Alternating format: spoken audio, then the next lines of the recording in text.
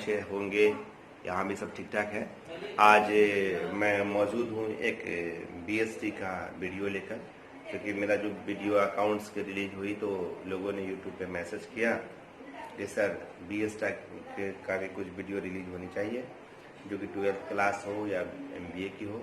तो मैं पहला वीडियो बीएसटी पर बनाने जा रहा हूँ, जो चैप्टर आपको कहेगा nature and significance of management. The nature of significance से पहले हम लोग पढ़ेंगे definition of management, feature of management, practice of management. तो आइए हम शुरू करते हैं डिफिनीशन ऑफ मैनेजमेंट से। कुछ इंट्रोडक्शन पहले कर ले कि मैनेजमेंट होता क्या है। आप लोग को याद होगा कि याद ये समझिएगा कि management is what a manager does. छोटा परिभाषा है मगर धांसू परिभाषा है। इससे पहले और कुछ भी हम लोग, बहुत गर्मी लग रही, थोड़ा सा हटाते हैं बाहर करने से ताकि कुछ हवा आए। तो चलिए पहले वीडियो शुरू करने से पहले बता दें कि जो लोग इस चैनल पे नए हैं प्लीज लाइक एंड सब्सक्राइब करें, शेयर करें, ताकि हम और भी अच्छे अच्छे वीडियो बनाकर आपको दे सके और ज्ञान का वर्धन हो, लोगों में समझे। कहता है क्वेश्चन में, it is absolute impossible to fulfil them single hands. अकेले हम लोग कुछ नहीं कर सकते हैं। In such a situation to need the group of the activities is fulfil. Group of activity जो होगा वही मैनेजमेंट होता है। Man can not produce any single things is himself alone and there is always the necessary of human groups whose activities can be named called efforts। efforts मतलब ना power, ताकत, जो efforts लगता है वो सिंगल मैन उतना बढ़िया से प्रोडक्शन नहीं कर सकता है। दूसरी बात है कि सिंगल मैन अगर कहीं पर एफर्ट्स लगाता भी है तो उनका सिंगल ब्रेन होगा, और जब ग्रुप ऑफ ब्रेन अगर लगते हैं, ग्रुप ऑफ एफर्ट्स लगाते हैं, ग्रुप का ताकत लगता है, स्वाभाविक के पावर बढ़ेंगे, आइडियाज बढ़ेंगे, तो प्रोडक्शन में भी ज्यादा। इसलिए कहा 10 one man group produced one particular product. ठीक है, वन मैन क्या करेगा, एक पर्टिकुलर प्रोडक्ट बनाएगा, जबकि एनदर सच ग्रुप प्रोड्यूस्ड समथिंग डिफरेंट। और जब ग्रुप लगेंगे तो क्या होगा, समथिंग डिफरेंट होंगे, आपको अलग कुछ बनने को मिलेगा। इसी डिफिनेशन की कड़ी में एक राइटर है जो बहुत पसंदीदा राइटर है, कुंटज ओडोनेल। नाम सुने आप लोग कुंटज ओडोनेल का? कुंटज ओडोनेल ने अच्छी अच्छी परिभाषा दिया है, और लॉरेंस एपिले का भी। ताकि कुंटज ओडोनेल का पहले डिफिनेशन देख ले। कहता है कि management is the function of getting things done through and with people. That means प्रबंध का कार्य अन्य व्यक्तियों द्वारा उनके साथ मिलकर काम करना है। क्या कहा, management is the function is getting things done through with the people. किसके साथ? जनता के साथ मिलकर काम करना है, उसको कहते हैं। आप एक डिफिनीशन पढ़ेंगे, लॉरेंस एपिले ने बहुत अच्छा डिफिनीशन दिया है कि प्रबंध व्यक्तियों के विकास से संबंधित है, न कि वस्तुओं के निर्देशन से। व्यक्ति के विकास से यहाँ क्या मतलब है, मतलब development of human, development of peoples, इसका क्या मतलब है। यदि अगर हमारे यहाँ जो काम करने वाले जो साथी होंगे, अगर वो डेवलप्ड होंगे, अगर उनके काम बढ़िया होंगे, तो कुशल अगर वो होंगे, तो क्या होगा, प्रोडक्ट आपका बहुत बढ़िया होगा, नहीं, जिसमें क्वालिटी दिखेगी आपको। नहीं, अगर वस्तु को ध्यान में रख के किया जाए, थिंग्स को ध्यान में रख के किया जाए काम, और प्रोडक्शन को नजरअंदाज कर दिया जाए, स्किल को, तो काम ज्यादा दिन टिकने वाला मार्केट में नहीं होता है। तो और इस तरह से लॉरेंस एपिले का डिफिनीशन है, और आप देखेंगे तो अदर का भी डिफिनीशन आपको मिल जाएंगे। जैसे हार्वर्ड का डिफिनीशन है कि management is the art of getting things done through other and with the formally organised group. समझ लीजिए, इसका है ऑर्गेनाइज्ड ग्रुप का कहता है कि management is the art. Management क्या है? एक कला है। मैनेजमेंट क्या है? एक कला है, to getting things done through other, यानी दूसरे से काम लेने का एक कला है मैनेजमेंट। और कहता है and other formally organised group, और किसके रूप में? समूह के रूप में, सबके लिए। चलिए, तो ये हमारा छोटा डिफिनेशन था। किसका डिफिनेशन था? मैनेजमेंट का डिफिनेशन था। और मैनेजमेंट के बारे में आप लोग जो भी ऑनर्स लेवल के स्टूडेंट होंगे वो कम से कम देखेंगे कि मैनेजमेंट ये प्रोसेस है, याद रखेंगे मैनेजमेंट ये प्रोसेस है। और मैनेजमेंट के बारे में सबसे धांसू बात किसी ने लिखा है कि एनीथिंग, किसी भी चीज को ले लीजिए, anything minus management that is result zero होगा। मतलब कोई भी प्रोडक्शन, कोई वर्क, किसी भी चीज को करे, आप उस मैनेजमेंट एक्टिविटीज को माइनस कर दे, हटा दीजिए, तो आपका सारा काम गर्म हो जाएगा, रिजल्ट क्या होगा आपका, जीरो हो जाएगा, बंद हो जाएगा। ठीक है, तो आइए बात करते हैं कि थोड़ा देर के लिए मैनेजमेंट ये प्रोसेस है। मैनेजमेंट क्या एक प्रोसेस है?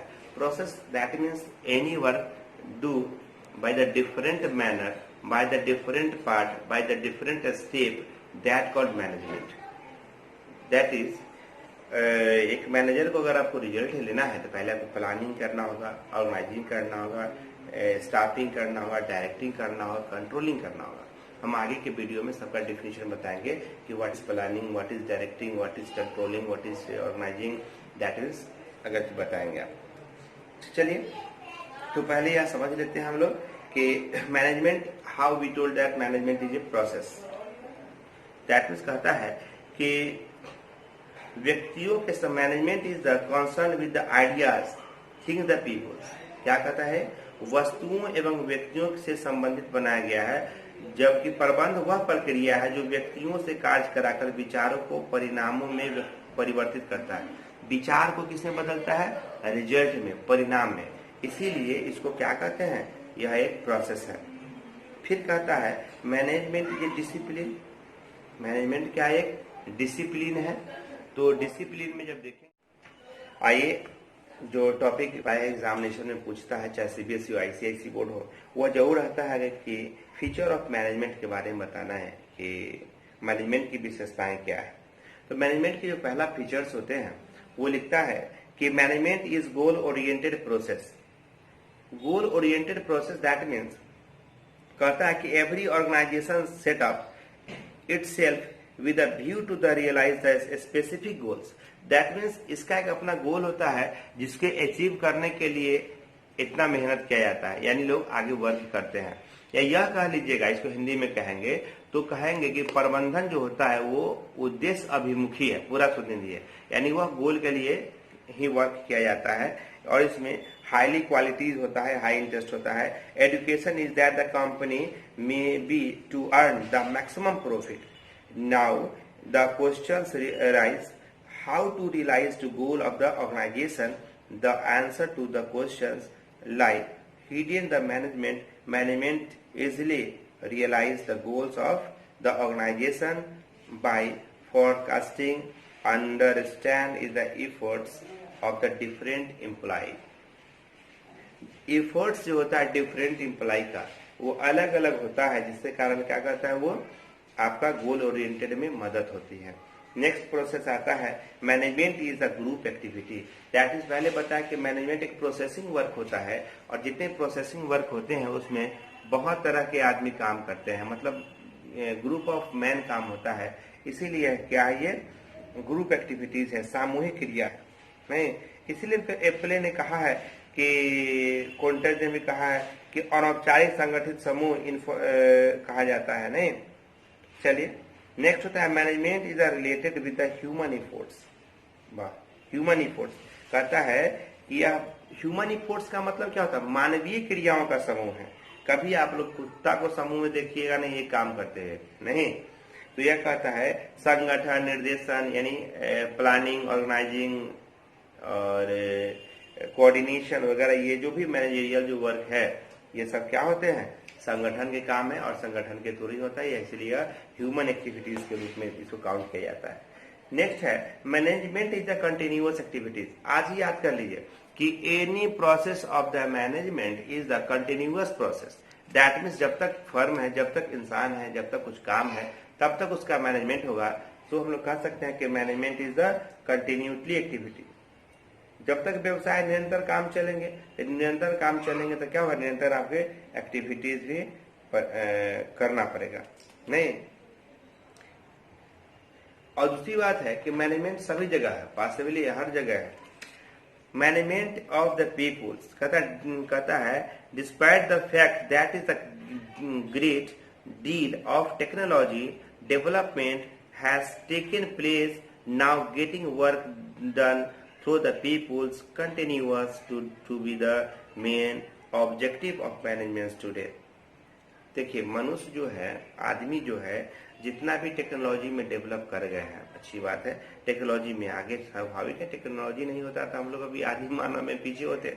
मगर हर जगह क्या हो रहा है, आपको चाहे एक बंदा हो या 10 बंदा हो, आपको मनुष्य को रखना ही पड़ेगा। Management is the operation, management of operation.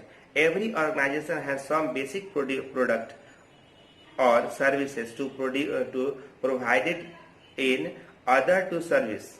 Survive करने के लिए, सर्विस देने के लिए आपको वन टू अनदर पर्सन आपको चाहिए। This require to the production process with the essential the flow of input materials and the technology for transferring this input into the required output of the consumption। आप लोग समझते होइएगा, CBSE student है, consumption का क्या मतलब होता है और कहाँ इसके रिक्वायरमेंट होते हैं। नेक्स्ट आता है कि management is the social process. प्रबंधन एक सामाजिक क्रिया है। सोशल प्रोसेस मतलब क्या होता है, सामाजिक क्रिया है। जानते हैं कि एनी ह्यूमन, जो भी मनुष्य है, जो भी आदमी है, वो समाज में रहता है। And then we are total activities done in the society, so all activities is the social activity. तो मैनेजमेंट कहाँ समाज से बाहर की चीज है, तो समाज के बीच में समाज के प्रॉब्लम को ही सॉर्ट आउट करता है। तो इसीलिए कहता है कि प्रबंध का मुख्य रूप से संबंध व्यवसाय के मानवीय पक्ष से होता है। भले कुत्ता का दवा बेचो, फिर भी आदमी ने खरीदता है। इसीलिए क्या होगा, ये management is A social process है और इसका निर्देशन नेतृत्व भी मनुष्य और समाज के लिए ही किया जाता है। अतः यह क्या होगा, ये सोशल एक्टिविटीज है। प्रबंध का अस्तित्व कहता है management is the separate entity. Management है सेपरेट एंटिटी, मतलब मैनेजमेंट का एक पृथक अस्तित्व है नहीं का। यही कारण है ना कि आजकल मैनेजमेंट एक सब्जेक्ट के रूप में यूज होता है और लोग उसको पढ़ाई में भी यूज कर रहे हैं और पढ़ाते भी है। एक अलग संकाय ही बन गया है नहीं। तो इसमें आगे कहता है कि management is a creative function. Creative function का मतलब होता है कि यह आय, रोजगार, इनकम, एम्प्लॉयमेंट और स्टेटस वगैरह में इंक्रीजमेंट लाता है, वृद्धि लाता है। इसीलिए क्या कह सकते हैं, यह फोर्स है, आपको सेपरेट एंटिटी के साथ साथ इंटीग्रेटेड फोर्स है। अच्छा, क्रिएटिव फंक्शन हो गया। तो इस तरह से हम लोग कह सकते हैं कि मैनेजमेंट का जो फीचर्स है, सोशल ऑब्जेक्टिव्स इसके हैं, पर्सनल ऑब्जेक्टिव्स हैं इसके, और ये मतलब जो फीचर्स है ना, आगे ऑब्जेक्टिव्स में भी हम लोग इसको पढ़ेंगे। चलिए, तो ये फंक्शन जो था, फीचर्स था, इतना ही है। और यह याद रखेंगे, यह यूनिवर्सल प्रोसेस है। यूनिवर्सल प्रोसेस का मतलब होता है यह सभी स्तर पर है, चाहे धार्मिक हो, राजनीतिक हो, सोशल हो, हर जगह यूनिवर्सल इसका यूज होता है। इसी बात को जो हम लोग पढ़ेंगे लेवल ऑफ मैनेजमेंट में, top level, middle level and low level management में, आगे हम लोग इसको देखेंगे। आइए एक नया टॉपिक पढ़ते हैं। उस टॉपिक का नाम है ऑब्जेक्टिव ऑफ मैनेजमेंट। मैनेजमेंट के ऑब्जेक्ट्स क्या है। ऑब्जेक्ट्स का मतलब क्या होता है, उद्देश्य होता है नहीं। तो आइए उद्देश्य के बारे में हम लोग पढ़ते हैं और देखते हैं कि इसके उद्देश्य क्या है। ऑब्जेक्ट ऑफ मैनेजमेंट में हम देखते हैं कि जो भी ह्यूमन एक्टिविटीज होते हैं विदाउट गोल्स के नहीं होते। मतलब प्रत्येक मानवीय क्रिया जो होता है, मनुष्य का जो एक्टिविटीज होते हैं, उसका कोई ना कोई गोल आवश्यक होता है।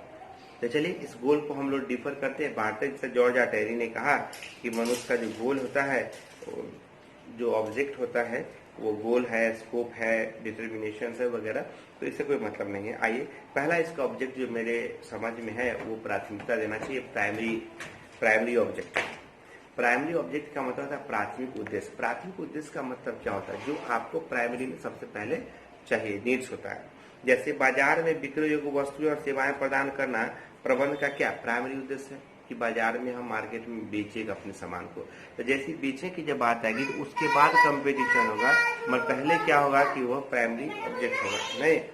और आगे कहता है क्वेश्चन में आगे कि ये वस्तु सेवा प्रदान करती है, वे चाहे और उपक्रम में सहयोगी सदस्यों को प्राप्त प्रतिफल से उसका पारिश्रमिक मिलना संभव हो जाता है। अगर हम लोग जो हेल्प करने वाला जो बंदा होता है, जो साथ में काम करता है, वो आपको हेल्प तब करता है जब आप उसको रेम्यूनरेशन देते हैं, काम के बदले में कुछ न कुछ पेमेंट करते हैं। सेकेंडरी ऑब्जेक्ट भी है इसका।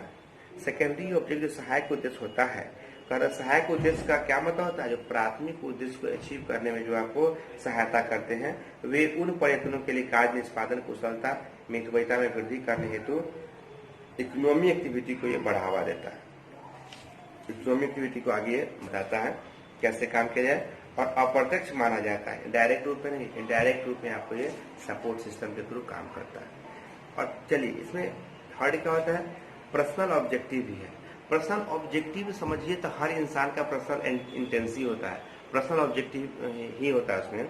जैसे प्राथमिक उद्देश्य का मतलब होता है, व्यक्तिगत उद्देश्य का मतलब है कि किसी का हाईली इंटरेस्ट होता है। हाईली इंटरेस्ट मतलब आज के समय में लोग क्या चाहिए? ज्यादा सैलरी चाहिए, ज्यादा फेम चाहिए, ज्यादा अर्न, लोग रिकॉग्नाइजेशन ज्यादा चाहता है कि हम रिकॉग्नाइज ज्यादा से ज्यादा करें। जैसे क्वेश्चन में कहेंगे इसमें कि हाईली नीड्स है, हाईली नीड्स में ये लोग संगठन में प्रतियोगी वेतन व अन्य सुविधाओं की अपेक्षा रखते हैं। सामाजिक आवश्यकता है, सोशल नीड्स भी है। ये लोग चाहते हैं कि उन्हें अपने सहायता कर्मियों से समाज में रिकॉग्नाइजेशन मिले, लोग इसको जाने और इसको हाईली नीड्स का पूर्ति हो। अभी देखते हैं सब आदमी फेमस होना चाहता है, जल्द से जल्द फेमस होना चाहता है। मैंने कभी वीडियो नहीं बनाया था लाइफ में, आज वीडियो बनाने को दिक्कत होता है क्योंकि लॉकडाउन नहीं होता तो हम लोग ऐसे ही 400-500 स्टूडेंट पढ़ाते थे, क्या था वीडियो बनाने का, तो बैठे हुए कुछ बनाते हैं आप लोग के लिए। और ये तब बनाते हैं जब इंडिया में बहुत जगह से कुछ लोग लाइक करते हैं, कुछ डिसलाइक करते हैं, कुछ मैसेज करते हैं कि सर ये सुधारिए, ये बनाइए, अच्छा लगता है। आप लोग को भी कुछ अगर गड़बड़ी लगे तो बताइएगा और हम सुधारेंगे, और आप लोग कारण मैं भी सब सब्जेक्ट को पढ़ने लगा। आइए, तो ये जो पर्सनल ऑब्जेक्ट के बाद क्या आता है आपका? सामाजिक उद्देश्य आता है, सोशल ऑब्जेक्ट आता है। सामाजिक उद्देश्य का मतलब क्या होता है? सामाजिक उद्देश्य, समाज में जो बंदा रहता है वो सबसे पहले समाज रहता है, उसको भी रोजगार के अवसर मिलना चाहिए। कब तक बेरोजगार बैठेगा पढ़ लिख के? तो उसको भी जॉब अपॉर्चुनिटीज जो है इसके माध्यम से, मैनेजमेंट के माध्यम से मिलते हैं। दूसरा है वातावरण को दूषित होने से बचाता है। जो इन्वायरमेंट है वो इफेक्टिव नहीं हो जाए इसके लिए क्या करता है? वो वर्क करता है, उसको बचाता है। और जब वो कमाता है तो जीवन जो उसका लाइफ स्टाइल है वो स्टैंडर्ड होता है। तो सोशल एक्टिविटी कितना फायदा हुआ उसको नहीं। स्टील जो भी, जैसे कि आप स्टील अथॉरिटी ले लीजिए, एग्रीकल्चर ले लीजिए, फार्मिंग सेक्टर ले लीजिए, जहाँ भी जॉब के चांसेस मिलते हैं तो लोग जॉब करके अपना भरण पोषण करते हैं, और उससे क्या होता है? उसका लाइफ स्टाइल जो जीवन का है वो ज्यादा बढ़िया ढंग से जीता है। तो सोशल नीड्स है, रोजगार देखते हुए एम्प्लॉयमेंट, इसीलिए रोजगार के तरफ से कहते हैं कि जो मैनेजमेंट है ये सोशल नीड्स को क्या करता है? बहुत बढ़ावा देता है। चलो, तो क्या देखते हैं? इम्पोर्टेंस ऑफ मैनेजमेंट है बहुत ज्यादा, मैनेजमेंट का महत्व भी ज्यादा है। तो हम लोग फीचर देख लिए इस छोटे से वीडियो में, ऑब्जेक्ट देख लिए। देखिए ज्यादा पॉइंट को नहीं, मतलब इसके जो नीड्स या ऑब्जेक्ट जो भी बताएंगे, जो इम्पोर्टेंट पार्ट होता है, जो आपको एग्जामिनेशन में लड़ेगा, क्वेश्चन आएगा, वही बताते हैं और सब नहीं बताते हैं। लॉरेंस सेपेली का डिफिनेशन इसलिए बताए थे कि क्वेश्चन में कभी पूछता है कि वस्तुओं का निर्देशन है कैसे, व्यक्तियों का निर्देशन, व्यक्तियों का कौशल विकास इसके थ्रू कैसे होता है। तो आप वहां से टच करेंगे तो वो आपको याद रहेगा, थोड़ा वीडियो तो आप बता सकते हैं, ठीक ना। चलिए, तो इम्पोर्टेंस इसका बिना जाने हम लोग रह नहीं सकते हैं। आइए हम लोग जानते हैं। इम्पोर्टेंस में देखेंगे मैनेजमेंट क्या करता है, किसी भी संस्था में, चाहे वो बड़ी संस्था होता है या छोटा ऑर्गेनाइजेशन होता है ना, वो सामूहिक प्रयत्न के द्वारा ही उद्देश्य की पूर्ति करता है। नहीं, चाहे छोटा हो, जहाँ 4-5 स्टाफ काम करते हैं, जहाँ 500 स्टाफ काम करते हैं, हर जगह तो नीड सही। मैंने पहले बताया था, anything minus management equal to result 0 होता है। तो ग्रुप ऑफ वर्क तो होंगे ही, ग्रुप ऑफ एफोर्ट तो होंगे ही। तो आगे हम सफलता के लिए वास्तव में सामंजस्य स्थापित करना पड़ता है। सामंजस्य स्थापित करेंगे तो देखेंगे उसमें आगे। बेटी का वाले, तो इसी में हम लोग देख सकते हैं कि एनीथिंग माइनस मैनेजमेंट 0 होता है, तो एनीथिंग प्लस मैनेजमेंट बराबर क्या होता है? तो 100% हो जाता है, यानी आपका जो सक्सेस हो जाता है वो बढ़ जाता है, सक्सेस % हो जाता है। तो चलिए, आएगा था to obtain maximum result with minimum efforts. बताइए, न्यूनतम प्रयत्नों द्वारा अधिकतम परिणामों की प्राप्ति के लिए मैनेजमेंट का नीड होता है। आजकल बहुत आदमी आपको मिलेंगे जो कहें कैसा सामान चाहिए? सर चीप एंड बेस्ट चाहिए, सबको बेस्ट चाहिए ना, कोई ऐसा थोड़ी मिलता है कहता कि बेस्ट नहीं भी मिलेगा तो काम चलेगा, ऐसा नहीं है। तो यहाँ पर लोग क्या कहता है कि मिनिमम कॉस्ट में मैक्सिमम एफोर्ट चाहता है। कोई भी विचारधारा, कोई भी वाद, कोई भी राजनीतिक सिद्धांत उपलब्ध मानवीय एवं भौतिक साधनों के उपयोग में न्यूनतम परितों द्वारा अधिकतम उत्पादन की प्राप्ति नहीं करा सकता है। विदाउट मैनेजमेंट, ये उर्विक ने कहा है कि अगर आपको मैक्सिमम प्राप्ति चाहिए, अगर चाहे किसी भी क्षेत्र, पॉलिटिकल क्षेत्र हो, नीति क्षेत्र हो, जो भी क्षेत्र हो, तो अगर आपको मैक्सिमम अचीव करना है तो मैनेजमेंट को आपको साथ में ऐड करना चाहिए, ठीक है ना। जिस तरह से कहता है व्यक्तियों का जीवन स्तर ऊंचा उठ सकता है, व्यक्तियों का जीवन आरामदायक हो सकता है और व्यक्ति की सुविधाएं प्राप्त हो सकती है। नहीं, मैनेजमेंट से जीवन स्तर ऊंचा कैसे उठेगा? तभी अभी मैंने बताया था आपको कि जब लोगों को वर्क मिलेगा, काम मिलेगा, तो काम करेंगे तो उनको पैसे मिलेंगे, तो पैसे मिलेंगे तो लाइफ स्टाइल क्या होगा उसका? बढ़िया होगा पहले से। उसका नंबर नेक्स्ट पॉइंट है कि to face cut throat competition. इसका मतलब होता है कटु स्पर्धा का सामना करना। कट फेस कट थ्रोट, गला काट प्रतियोगिता, समझे ना, गला काट प्रतियोगिता। तो वर्तमान समय में जो व्यवसाय का क्षेत्र है वो गला काट प्रतियोगिता है, मतलब वो हर आदमी होड़ है, आगे निकलना चाहता है। तो आगे निकलने के लिए मिनिमम कंजम्पशन करके मैक्सिमम प्रोडक्शन अगर हम डाल देते हैं तो हम दूसरे से इजी में सस्ता सामान बेच के ज्यादा प्रॉफिट जनरेट कर सकते हैं। नहीं, तो एक ये भी तरीका है। आगे to obtain pre determination target, निर्धारित लक्ष्य को प्राप्त करना। टू ऑब्टेन प्री डिटर्मिनेशन, पहले जो लक्ष्य निर्धारित होता है उसको प्राप्त करने के लिए क्या कहता है, क्या चाहिए आपको? पहला नंबर विशिष्ट अनुभव चाहिए, स्पेशल नॉलेज चाहिए। कहता है कि अपने विशिष्ट ज्ञान व अनुभव के आधार पर भावी घटनाओं का अनुमान लगाकर नियोजन करते हैं एवं संगठन की संरचना करके विभिन्न क्रियाओं के समन्वय स्थापित करते हैं। इस प्रकार वह निर्धारित जो गोल्स होते हैं, लक्ष्य जिसको कहते हैं, वो अचीव किया जा सकता है।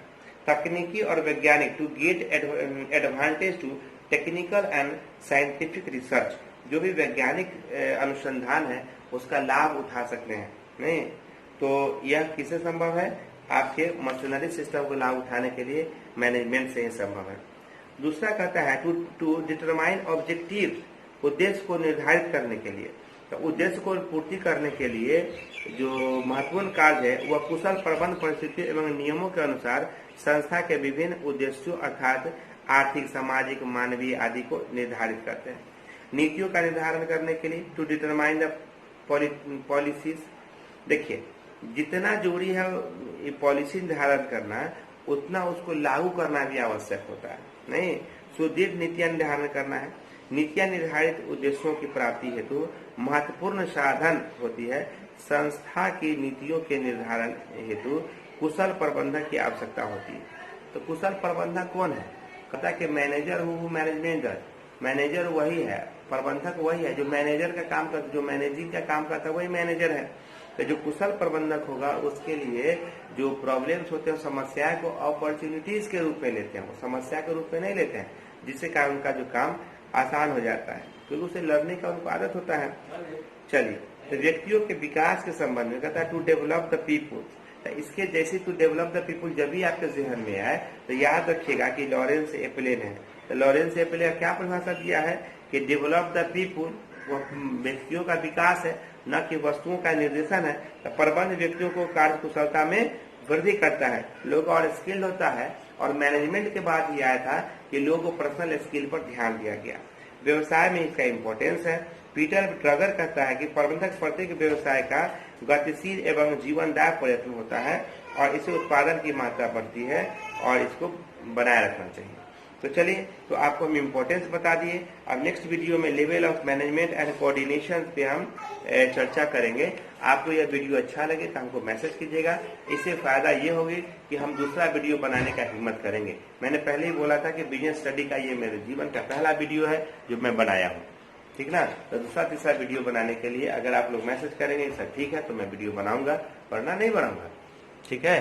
तो चलिए, अच्छा लगे तो लाइक शेयर सब्सक्राइब करिएगा और जुड़िए अनवर कॉमर्स क्लासेस मिठरपुरा से। मैं डॉक्टर अनवर से और जो कॉमर्स पढ़ाने का काम करता हूँ और finance, account, tax, cost management, ये सब मेरा मूल पेपर है जो मैं बच्चों को पढ़ाता हूँ। Thank you.